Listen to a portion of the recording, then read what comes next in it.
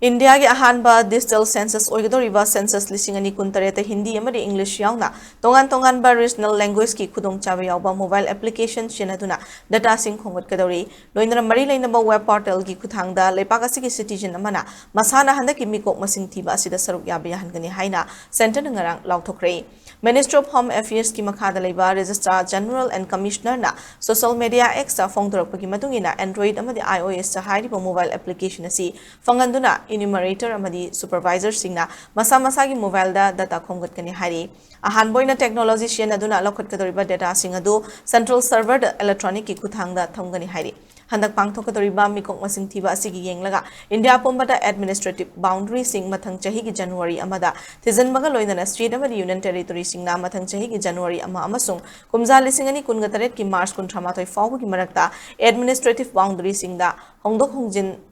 tawdana bakhangan khre hari panba yabadi handak pangthok katoriba tarani pansuba India gi mikok masing thibigi thabak asi tangkak ani thongna khaidokna kumja lising ani kuntaret ki March ama fawbuda loishinba masigi mangoina kumja lising ani kungataro ki October ama fawbuda Ladakh Jammu and Kashmir Himachal Pradesh amadi Uttarakhand gi mikok masing thiba loishinmaga loinara